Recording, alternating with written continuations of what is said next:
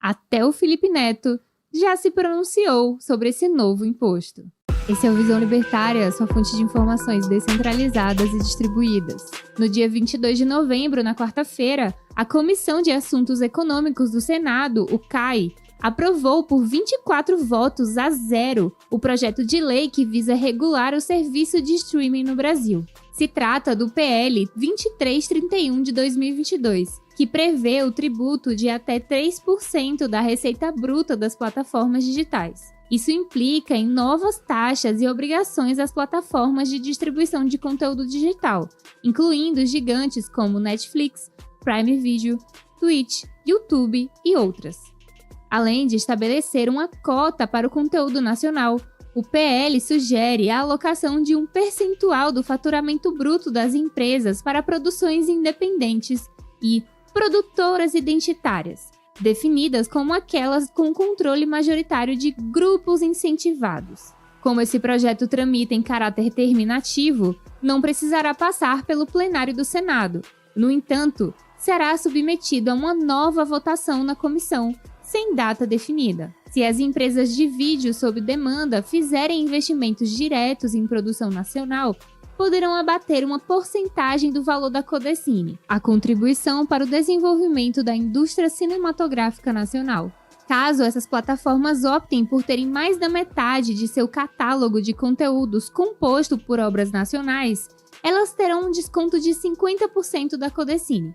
Por outro lado, o valor a ser abatido das empresas tem sido motivo de desentendimento para alguns, entre eles os representantes do mercado. Eles alegam que quanto mais recursos forem para o caixa estatal, maior é o risco de serem alvos de contingenciamento, e não cheguem, de fato, a financiar a indústria audiovisual. Enquanto alguns defendem que o investimento direto das empresas seja mais eficaz para estimular o setor cultural, outros avaliam que é importante que mais recursos sejam destinados a políticas públicas. Em paralelo a esse projeto no Senado, há uma proposta que está em andamento na Câmara dos Deputados, tendo como relator o deputado André Figueiredo, do PDT, o PL 8889 de 2017. Ele defende que seja taxado até 6% da receita bruta anual das plataformas, o que representa o dobro do projeto aprovado pela Comissão de Assuntos Econômicos do Senado essa semana.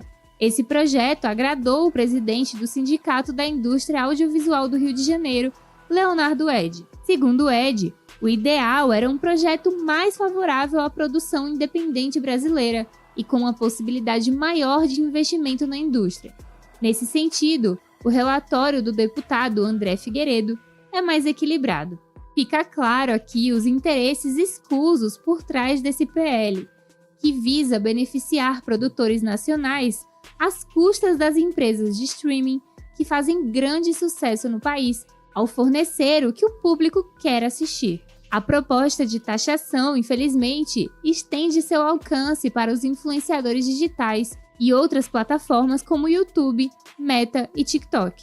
Essa extensão da taxação coloca uma pressão financeira adicional não apenas nas empresas, mas também nos criadores de conteúdo individual, que são a espinha dorsal da economia criativa na era digital. Imagine que um criador médio que está começando a progredir no YouTube agora terá que dar um passo para trás, pois um novo imposto reduzirá a sua renda do dia para a noite.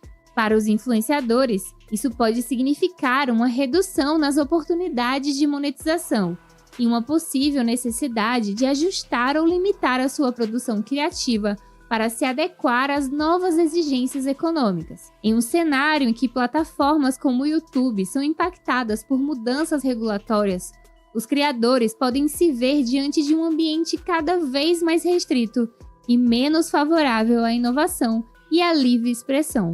Percebemos que as intervenções estatais, como as taxações propostas, podem limitar a capacidade dos provedores de conteúdo em responder dinamicamente às demandas dos consumidores. Isso acaba cercando a inovação e a diversificação do mercado. Mas o impacto regulatório, conforme discutido, vai além das simples taxações. A obrigatoriedade de incluir um determinado percentual de conteúdo nacional nos catálogos das plataformas, por exemplo, Pode parecer uma iniciativa louvável para promover a cultura local, e essa medida está contida no PL aprovado. No entanto, tal imposição interfere na liberdade de escolha, tanto dos produtores quanto dos consumidores. O mercado, quando deixado para operar livremente, tende a refletir com mais precisão as preferências culturais e individuais de uma sociedade.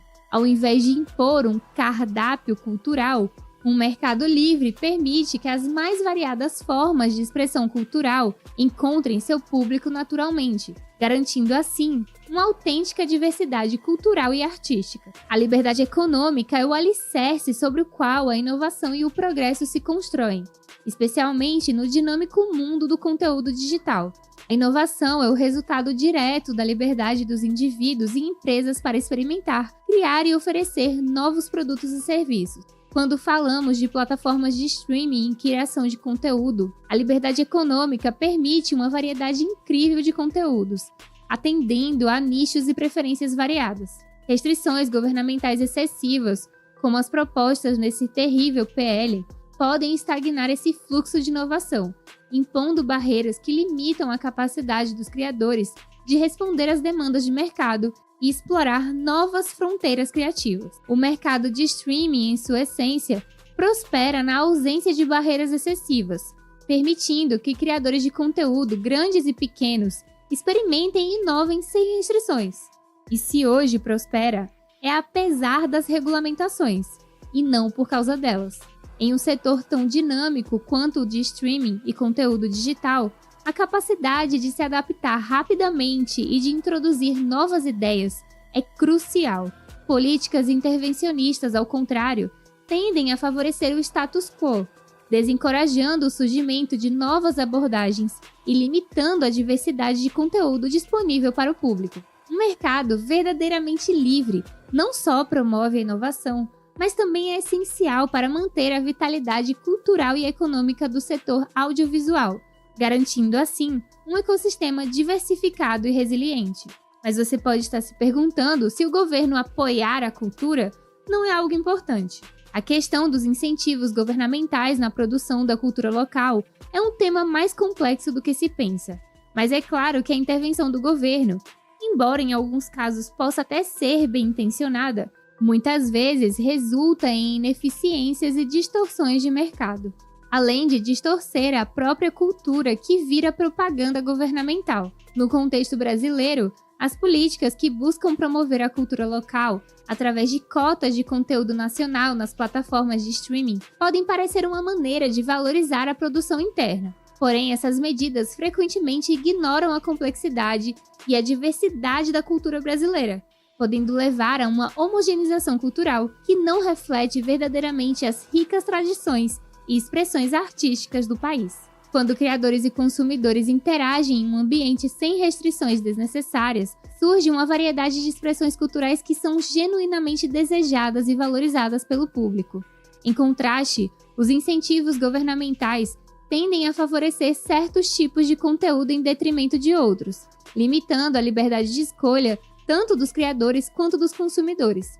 Isso pode resultar em uma cultura oficial, que muitas vezes não representa a diversidade e a riqueza da expressão cultural presente na sociedade, mas se trata de uma imposição estatal. Além disso, a ineficiência governamental na produção da cultura local pode ser vista na forma como essas políticas são implementadas. Frequentemente, elas falham em reconhecer e adaptar-se a mudanças rápidas no setor cultural e criativo.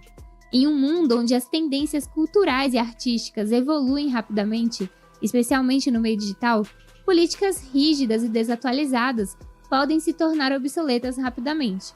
O dinamismo e a adaptabilidade são fundamentais para um setor cultural vibrante, algo que só pode ser alcançado por meio de um livre mercado, no qual a inovação e a criatividade são estimuladas naturalmente sem a mão pesada do controle estatal. Ao analisarmos o futuro do streaming e o debate econômico em torno dos citados PLs, fica evidente que a busca pela regulação não só traz mais poder ao Estado, mas visa beneficiar os amigos do rei. Só os grupos e empresários que tiverem boas conexões políticas serão beneficiados se o governo for o principal promotor da cultura, em detrimento dos pequenos produtores que pagarão a conta ou nem conseguirão competir. A perspectiva da Escola Austríaca de Economia nos leva a questionar a eficácia dessas intervenções estatais e a ponderar sobre a importância da liberdade econômica como motor de inovação e expressão cultural.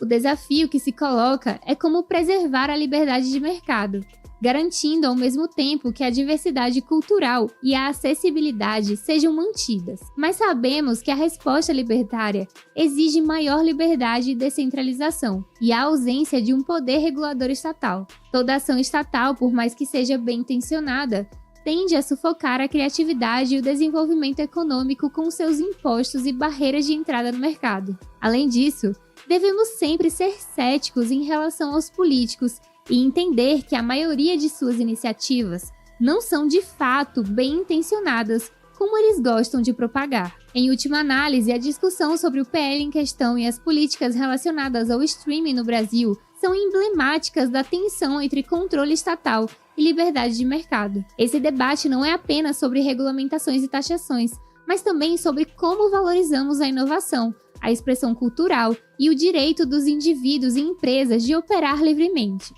Devemos sempre lembrar que a liberdade, em todas as suas formas, é a essência da criatividade humana e do progresso.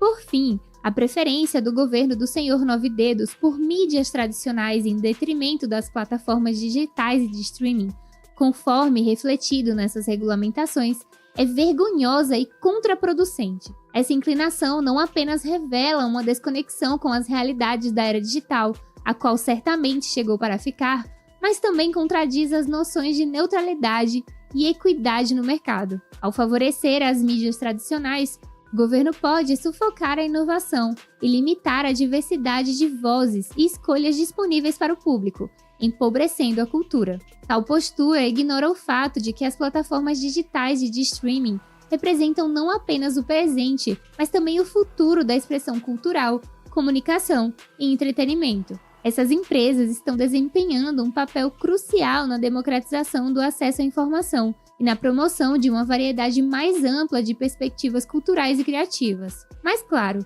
o Molusco não está interessado em promover cultura. Ele está interessado em se perpetuar no poder. Portanto, criar sua militância e sequestrar a cultura se torna necessidade urgente em seu regime. E para isso, ele está disposto a qualquer coisa. Obrigada por sua audiência. Esse artigo foi sugerido por um dos ácaros na minha barba, escrito por Sil Prena, revisado por historiador libertário e narrado por JJ Liber. Você também pode escrever artigos aqui para o canal, sabia? Acesse o nosso site visãolibertaria.com e envie seu texto por lá. Se você gostou desse vídeo, compartilhe em suas redes sociais.